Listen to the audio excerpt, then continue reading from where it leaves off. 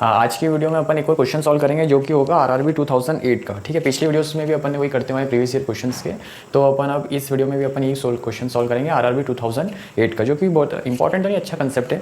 तो अब मैं आपको स्क्रीन पर क्वेश्चन दिखाता हूँ और मैं भी क्वेश्चन पढ़ता हूँ। A shopkeeper advertises for selling cloth at 4% loss. By using a false meter scale, he actually gains 25%. What is the actual length of the scale? अब देखो, इस तरह के क्वेश्चन में सबसे पहली लाइन क्या दे रखी है? A shopkeeper advertises for selling cloth at 4% loss, यानी कि लॉस है 4% का। तो जो है वो तो अपन लिखो ही सही सबसे पहले तो, है ना। लॉस कितना दे रखा है? 4% का, है ना। 4% का लॉस दे रखा है। और अब वो बोल रहा है कि उसने एक फॉल्स मीटर स्केल, यानी कि जो स्केल जिससे वो कपड़े को नाप रहा था, तो वो गलत इस्तेमाल करी है। गलत इस्तेमाल करने के बावजूद फिर उसको गेन कितना हो गया? 25% का। ठीक है, लेकिन जब उसको लॉस हुआ 4% का, तब उसकी कॉस्ट प्राइस कितनी होगी? क्योंकि लॉस हुआ ना, तो उसने कपड़ा जो बेचा है और जो ख़रीदा है, उसकी सेलिंग प्राइस कॉस्ट प्राइस तो निकालनी पड़ेगी, तभी तो 4% लॉस हुआ है ना। तो वो अपन दिमाग में वो आना चाहिए कि भाई कॉस्ट प्राइस तो है नहीं, सेलिंग प्राइस। तो अपन क्या एज्यूम करेंगे कि 1 मीटर का जो कपड़ा है, 1 मीटर का कपड़ा 1 रुपये का। ठीक है, तो कॉस्ट प्राइस यानी कि जो cost price of 1 metre cloth is 1 rupees. तो मैं वो भी लिख लेता हूँ। ठीक है, कॉस्ट प्राइस क्या है? 1 रुपीज़, है ना, ऑफ 1 मीटर क्लोथ। अब देखो, तो अब अपने पास क्या आ गई है? लॉस आ गई है। लॉस तो 4% है, इसी कॉस्ट प्राइस अपने एज्यूम कर लिया है ना। Let cost price is equals to 1 rupees. तो अगर कॉस्ट प्राइस 1 रुपीज़ है और लॉस है, तो दिमाग में आप सेलिंग प्राइस का आना चाहिए। सेलिंग प्राइस कैसे निकालेंगे? कोई सी भी दो चीज़ चाहिए, लॉस चाहिए, कॉस्ट प्राइस। अगर गेन है तो गेन, और कॉस्ट प्राइस तो सेलिंग प्राइस निकल जाएगी।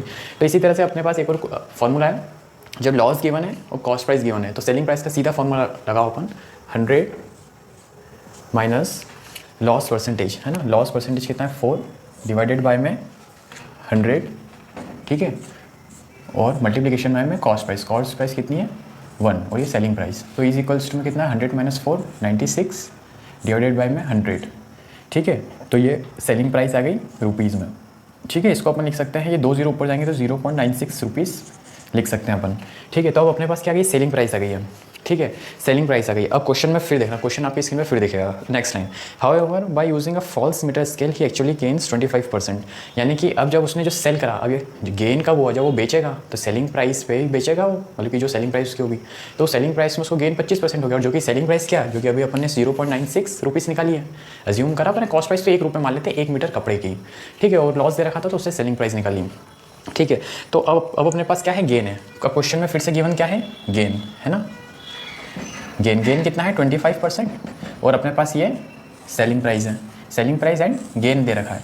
तो अब दिमाग में फिर फॉर्मूला आना चाहिए। सेलिंग प्राइस है और गेन गिवन है, तो कॉस्ट प्राइस निकालने के लिए सीधा सा फॉर्मूला ये वाला, 100 अपॉन में 100 प्लस प्रॉफिट परसेंटेज इंटू में सेलिंग प्राइस। ये फॉर्मूले को 2-3 है, ये क्या याद ही होना चाहिए। पिछली क्लास में भी ये एक फॉर्मूला ऊपर का यूज़ हुआ था, तो इस तरह के फॉर्मूला आपको याद भी हो जाएंगे। ठीक है, तो अपन सेलिंग प्राइस कॉस्ट प्राइस निकालते हैं, है ना। कॉस्ट प्राइस इक्वल्स टू में 100 डिवाइडेड में 100 प्लस कितना गेन हुआ है? 25। ठीक है, मल्टीप्लिकेशन में कॉस्ट प्राइस कितनी है? 0.96, है ना। सेलिंग प्राइस कितनी है? 0.96। तो कॉस्ट प्राइस निकल कर क्या आ जाएगी? सॉल्व कर लेते हैं अपन। तो 100 डिवाइडेड बाय में 125, मल्टीप्लिकेशन में 0.96 को मैं वापस वैसे ही लिख लेता हूँ 96/100, ताकि क्या कैलकुलेशन में आसानी रहेगी देखना हम। तो 96 में देखो, ये 100 से ये 100 कैंसिल, इज इक्वल्स टू में 96 डिवाइडेड बाय में 125। अब इसको सॉल्व करने के लिए आपको डिवाइड करना पड़ेगा। इसको जब आप सॉल्व करोगे तो आएगा 0.768, है ना, इज इक्वल्स टू में 0.768। अब इसको सॉल्व कैसे करोगे आप? जैसे 96 है डिवाइडेड बाय में 125।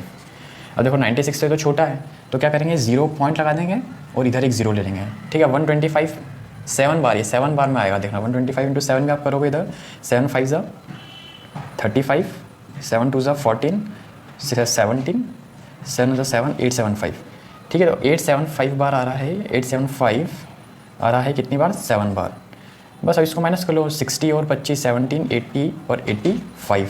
फिर से एक और 0 लगाएंगे तो 850। तो 850 में ये 6 बार आ रहा होगा, 0.76। इस तरह से आप करते रहोगे। ठीक है, समझे? तो ये हो जाएगा अपना कॉस्ट प्राइस रुपीज़ में। ठीक है, तो अब फिर क्वेश्चन में आप फिर देखना, what is the actual length of the scale. अब इस स्केल की एक्चुअल लेंथ नाप रहा है, और अपन ने क्या एज्यूम करा था? 1 रुपीज़ जो है, यानी 1 मीटर स्केल की 1 रुपीज़ कॉस्ट प्राइस है। तो मेन कॉस्ट प्राइस अब ये निकल के आई है। ठीक है, ये कॉस्ट प्राइस ये निकल के आई है। और अपन ने एज्यूम ऊपर क्या करा था? 1 रुपीज़ ऑफ 1 मीटर क्लॉथ, यानी कि 1 रुपये, यानी कि 0.768 रुपीज़ है ₹1 की 1 मीटर क्लॉथ, तो इसी तरह से 0.768 का 0.768 मीटर क्लॉथ है ना, तो वही अपन करते हैं।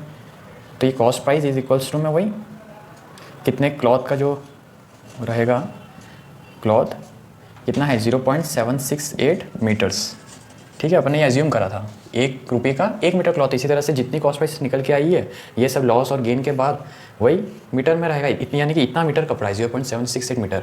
अब क्वेश्चन में अब आपको कितना चाहिए सेंटीमीटर में, या तो अगर क्वेश्चन में मीटर पूछा तो मीटर, सेंटीमीटर तो सेंटीमीटर, और 1 मीटर क्या होता है 100 सेंटीमीटर, 100 सेंटीमीटर। तो बस 0.768 मल्टीप्लिकेशन में 100 सेंटीमीटर, क्योंकि मीटर की जगह अपन ने 100 सेंटीमीटर लिख दिया है ना। तो बस अब ये 2 जीरो अपन ने नीचे उतारे, और ये देखो ये 2 जीरो अपन ने नीचे उतारे, यहाँ से कट करके यहाँ कट करा, ये जीरो से ये जीरो कैंसिल, और 76.8 सेंटीमीटर का वो कपड़ा है ना, ये आपका आंसर।